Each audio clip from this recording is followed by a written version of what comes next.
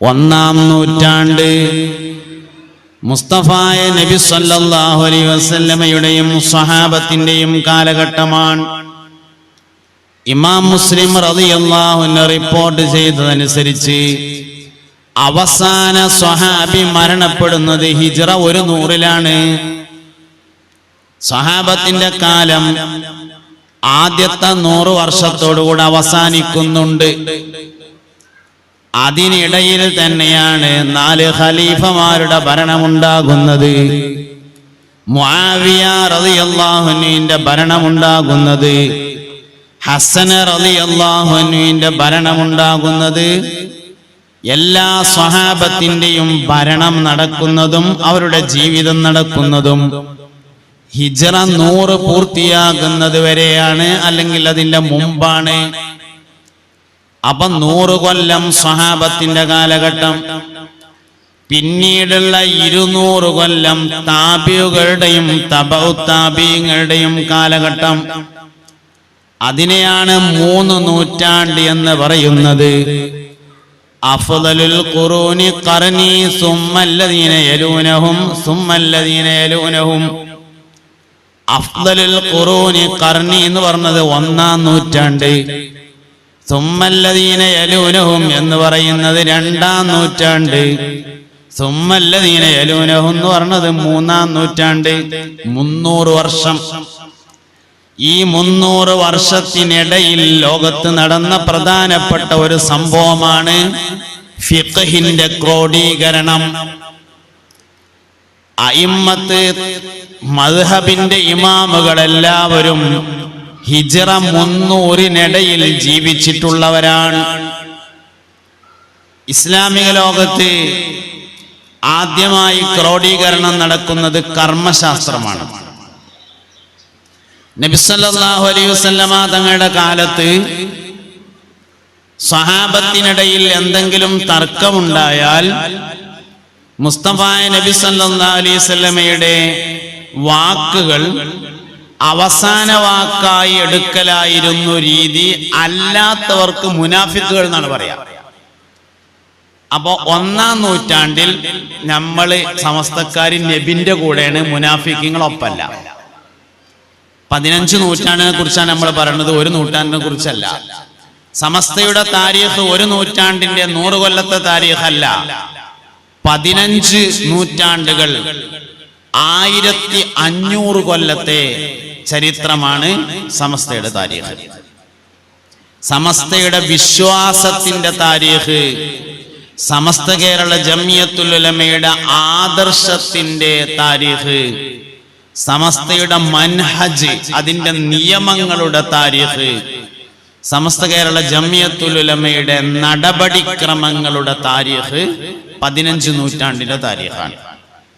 അതിന്റെ സംഘടനാ രൂപം മാത്രമാണ് 100 കൊല്ലത്തിനുള്ളത്.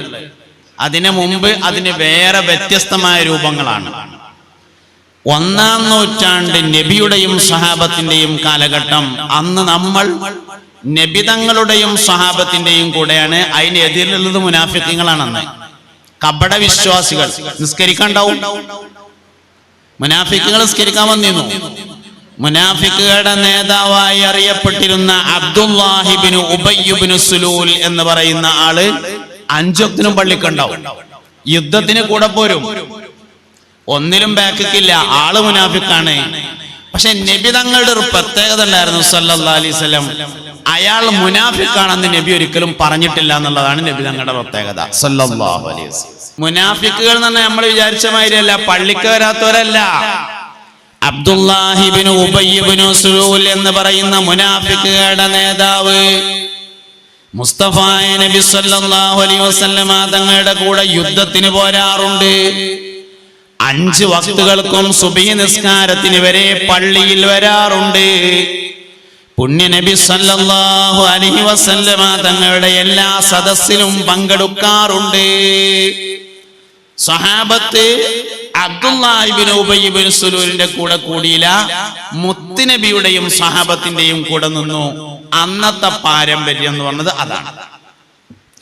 പുണ്യ നബി സല്ലല്ലാഹു അലൈഹി വസല്ലമ തങ്ങൾക്ക് ശേഷം മഹാനായ സയ്യിദുനാ സിദ്ദീഖുൽ അക്ബർ റളിയല്ലാഹു അൻഹു ഭരണമേറ്റെടുത്തു.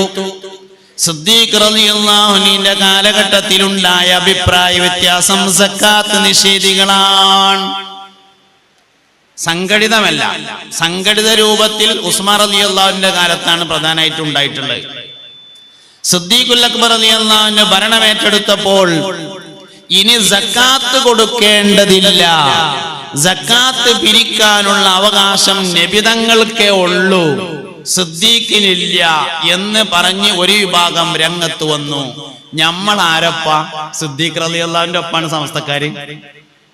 നിങ്ങൾക്ക് മനസ്സിലാവുണ്ടാവുന്ന വിചാരിക്കുന്നത്. ഉമർ ഇബ്നുൽ ഖത്താബ് റളിയല്ലാഹു അൻഹുവിന്റെ കാലഘട്ടം വന്നു. പ്രത്യേകിച്ച് അഭിപ്രായ വ്യത്യാസങ്ങളൊന്നുമില്ല, ചെറിയ ചെറിയ പ്രശ്നങ്ങളുള്ളൂ. അൽ ഫിത്നത്തുൽ കുബ്ര എന്ന് പറയുന്ന ഈ ഉമ്മത്തിലെ ഏറ്റവും വലിയ ഫിത്ന ഉസ്മാൻ റളിയല്ലാഹു അൻഹുവിന്റെ കാലഘട്ടത്തിലാണ് ഉണ്ടാകുന്നത്.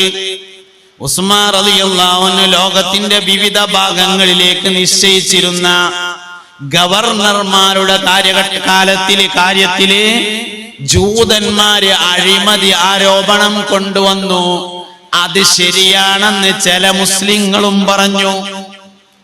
ആദ്യമായി അഴിമതി ആരോപണം കൊണ്ടുവരുന്നത് ജൂതന്മാരാണ്. ഉസ്മാൻ റളിയല്ലാഹു അൻഹു നിശ്ചയിച്ചിരുന്ന ചില ഗവർണർമാരുടെ കാലഘട്ടത്തിൽ അത് ശരിയാണെന്ന് ചില മുഅ്മിനീങ്ങൾ പറഞ്ഞു. ഉസ്മാൻ റളിയല്ലാഹു അൻഹു അത് ശരിയല്ല എന്നുള്ള അഭിപ്രായക്കാരനായിരുന്നു. നമ്മളാരപ്പാ സമസ്തക്കാര്? ഉസ്മാൻ റളിയല്ലാഹുവിന്റെ ഒപ്പം. മറ്റുള്ളതിന്റെ ഒപ്പം ആളില്ലായൊന്നുമില്ല, ആളൊക്കെ ഉണ്ട്. സമ്മേളനം നടത്തുകയാണെങ്കിൽ ഓൽക്കും ആളുണ്ടാവും. പക്ഷെ നമ്മൾ ഉസ്മാൻ റളിയല്ലാഹുവിന്റെ ഒപ്പാണ് സമസ്തക്കാര്. അതാണ് 15 നൂറ്റാണ്ടിന്റെ താരിഖ്. സയ്യിദുനാ അലി ഇബ്നു അബീ ത്വാലിബ് റളിയല്ലാഹു അൻഹുവിന്റെ കാലഘട്ടം വന്നു. ഒന്ന് മുഹമ്മദ് നബി സല്ലല്ലാഹു അലൈഹി വസല്ലമയാണ്, 2 അബൂബക്കർ സിദ്ദീഖ് റളിയല്ലാഹു അൻഹുയാണ്, 3 ഉമർ ഇബ്നുൽ ഖത്താബ് റളിയല്ലാഹു അൻഹു ആണ്, 4 ഉസ്മാൻ ഇബ്നു അഫ്ഫാൻ റളിയല്ലാഹു അൻഹു ആണ്, 5 അലി ഇബ്നു അബീ ത്വാലിബ് റളിയല്ലാഹു അൻഹു ആണ്, 6ാമത്തേത് സയ്യിദുനാ ജിബ്രീൽ അലൈഹിസ്സലാമാണ്. അഹ്ലുസ് സുന്നത്ത് വൽ ജമാഅത്തിന്റെ അഖീദ. അതിന് നേരെ ഓപ്പോസിറ്റ് ഉള്ളത് ഷിയാക്കള്. ഷിയാക്കള് നേരെ എതിരാ. 1 നബി സല്ലല്ലാഹു അലൈഹി വസല്ലമയാണ്, 2 അലി ഇബ്നു അബീ ത്വാലിബാണ്, 3 അബൂബക്കർ സിദ്ദീഖാണ്, 4 ഉമർ ഇബ്നുൽ ഖത്താബാണ്, 5 ഉസ്മാൻ ഇബ്നു അഫ്ഫാനാണ്, 6 ജിബ്രീൽ അലൈഹിസ്സലാമാണ്. ഷിയാക്കള്. നമ്മളാരപ്പ? നമ്മൾ അലി റളിയല്ലാഹു അൻഹുവിന്റെയും ഉസ്മാൻ റളിയല്ലാഹു അൻഹുവിന്റെയും ഉമർ റളിയല്ലാഹു അൻഹുവിന്റെയും സിദ്ദീഖ് റളിയല്ലാഹു അൻഹുവിന്റെയും ഖിലാഫത്തിന്റെ തർത്തീബ് എങ്ങനെയാണോ അങ്ങനെയാണ് ഫളിന്റെ തർത്തീബും ഉള്ളത് എന്ന് അഹ്ലുസ് സുന്നത്തി വൽ ജമാഅ. അങ്ങനെ സ്വഹാബത്തിന്റെ കാലഘട്ടം, അലി റളിയല്ലാഹു അൻഹുവിന്റെ കാലഘട്ടം വന്നു, ഉസ്മാനിയാക്കളുടെ കാലഘട്ടം ഉണ്ടായി, അബ്ബാസിയാക്കളുടെ കാലഘട്ടം ഉണ്ടായി, താബികളുടെ കാലഘട്ടം വന്നു. താബികളിൽ പ്രധാനിയായിരുന്നു മഹാനായ സയ്യിദ്നാ ഹസനുൽ ബസരി റളിയല്ലാഹു അൻഹു. ഹസനുൽ ബസരി റളിയല്ലാഹു അൻഹുവിന്റെ പ്രധാനപ്പെട്ട ശിഷ്യനാണ് ഇസ്ലാമിക ലോകത്ത് വിശ്വാസപരമായി ആദ്യത്തെ അഭിപ്രായ വ്യത്യാസമുണ്ടാക്കിയ ഖവാരിജിയാക്കളുടെ നേതാവ്. നമ്മളാരപ്പാ? നമ്മളെ ഹസനുൽ ബസരിന്റെ ഒപ്പം സമസ്തക്കാര്. നമ്മള് മൂപ്പര ശിഷ്യനെയാണ് ആദ്യം പ്രശ്നം ഉണ്ടാക്കിയത്. പക്ഷെ ശിഷ്യന്റെ ഒപ്പല്ല, നമ്മളുള്ള ഉസ്താദിന്റെ ഒപ്പാണ്. മഹാനായ സയ്യിദ്നാ ഹസനുൽ ബസരി റളിയല്ലാഹു അൻഹുവിന്റെ കൂടെയാണ്.